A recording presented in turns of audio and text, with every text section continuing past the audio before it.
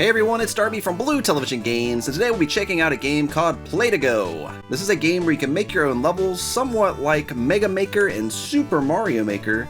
I stumbled across this game on the Steam store, checked it out, thought it was so cool, and I'd never heard of it, so I thought I should share it with you guys and show you just what this thing can do. Let's get started with Create Mode.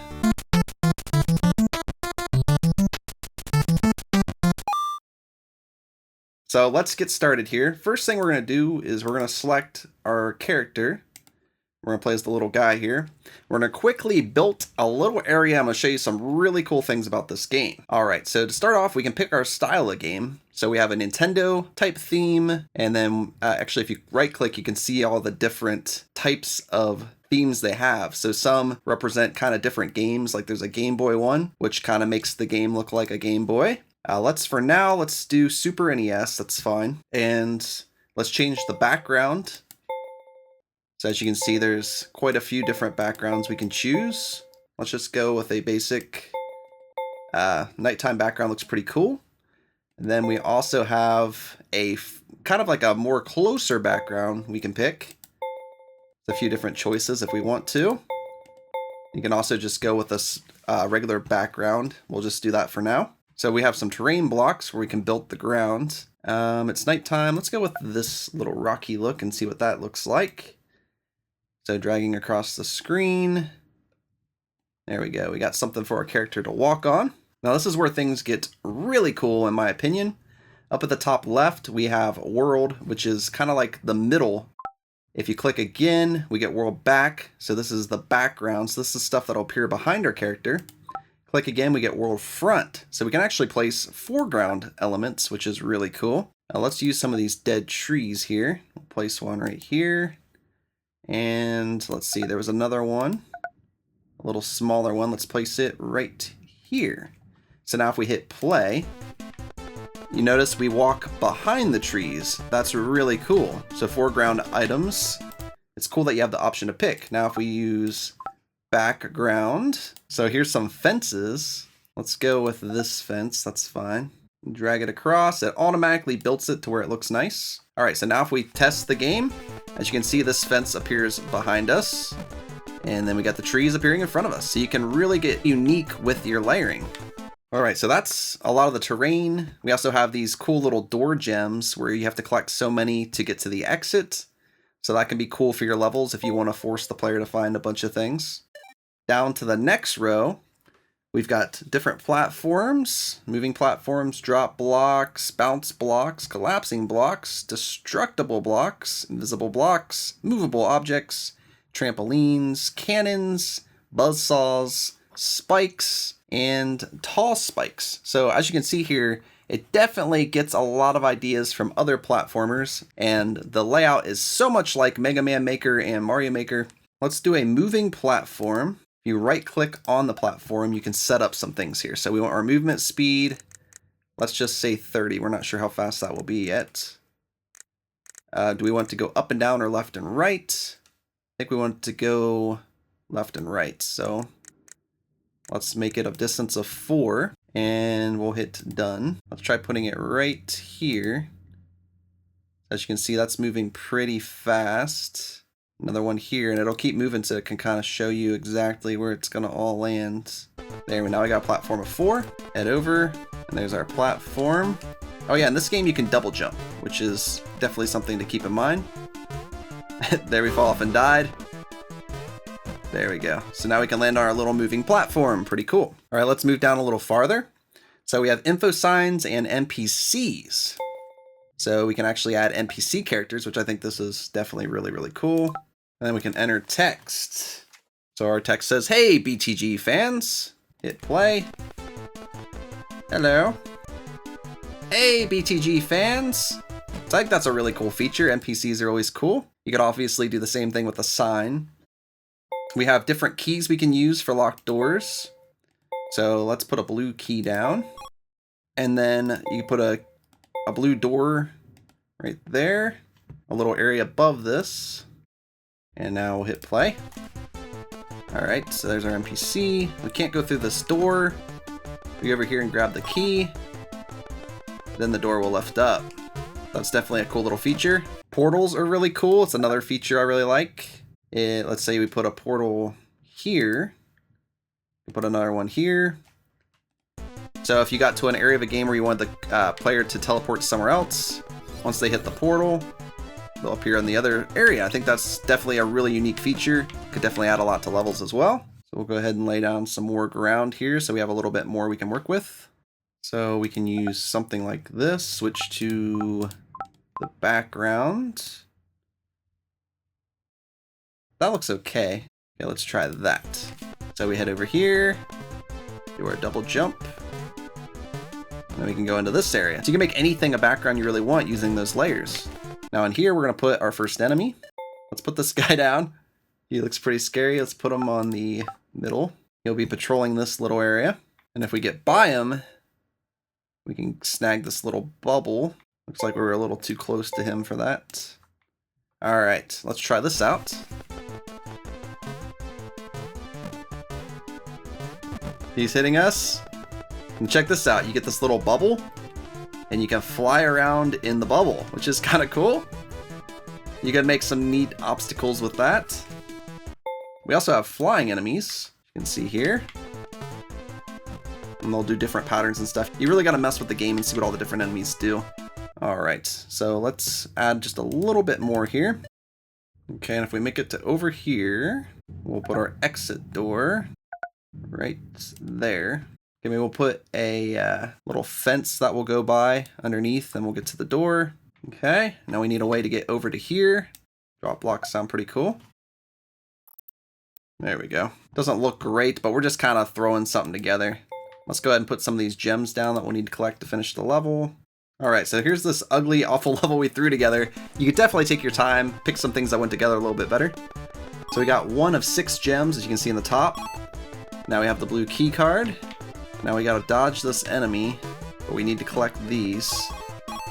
We got all 3 of those. We gotta get by this evil guy with the cool hair. We got the blue key card. As you can see here, these drop down. Final gem, hit the exit door, and finish the level. Alright, cool. So this was just an ugly level we threw together very quickly. Let's see how awesome it is now when we switch to the different themes. So let's try ZX Spectrum.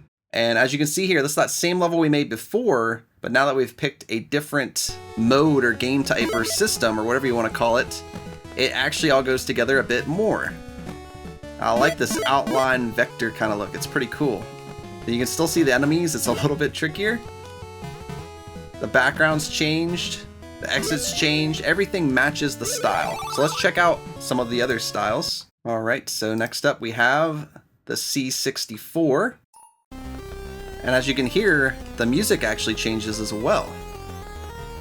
I think this is so cool. I love it. I just love how you can change the themes. Now we have a more pixelated look. We don't have the key, so we can't get through. Hop over his head. Okay, let's check out another style. The Game Boy. Play. So once again, we got different music. And we got somewhat of Game Boy looking graphics. It's got that nice green color to it. Next up, we have the NES filter. Got another cool little music. And it looks pretty much like an NES game. It's cool seeing all the different enemies translated to these different styles. After that, we have the Apple II. Once again, some cool different music. They all have their unique own little style to them. Ooh, he looks very ugly now. Let's try the Amiga. Oh yeah, Amiga's got some cool music. You'll notice some of these styles look a little more alike. Loving the song though. It's one way to get a variety in your music and stuff. So we're taking a look at some of the modern filters now. We have Fantasy. So this will look kind of like a typical indie game you'd see on Steam now. Alright, so the Bat character looks way different now. This guy definitely looks different. Very cool. Sneak past him, and as you can see, those drop blocks have changed quite a bit too. Now we have a sci-fi horror theme. I think this one's really cool. Once again, this is one of the modern themes. Hey, BTG fans. And this time you collect skulls instead of the little gems. Wow, look how different this guy looks now. Super creepy. His arms are just like maces on the end. That looks really crazy. The drop blocks look quite a bit different. After sci-fi horror, we have minimal, which this to me almost looks like the Nintendo Virtual Boy, probably because of all the red. Definitely the shades of red with white and black look pretty cool. Here it looks a little busy where we made that background layer. And a lot of the elements still look pretty similar to what they did before. But check out the fence now. You can't even tell it's a fence till you walk behind it. And then remember, on top of these different styles, we still have the different backgrounds and the different closer backgrounds as well. So you can make all sorts of combinations with these different styles. Now this is where it gets super cool. Let's move to template. And what's cool about template is this is actually where you can mod your own sprites, include your own sprites in the game. Like as you can see here already included, they've got the ground that looks kind of like Super Mario Bros. So let's change it to world front. See, as you can see here, the blocks look pretty much like a Mario game now. As you can see right here, we got the Mario kind of background. And as you can see here, they've even included some enemies from other games. Basically reskins of their enemies. So we have a character from Mega Man. So that goes to show you, if you have some enemies and stuff you want to add in, you can mod it to whatever you want. You can also do it with the backgrounds, the ground pieces, and you could even mod the main character to look like Super Mario. Some of these closer backgrounds, as you can see here, this is a background from Mega Man, and some of these other ones look very familiar as well.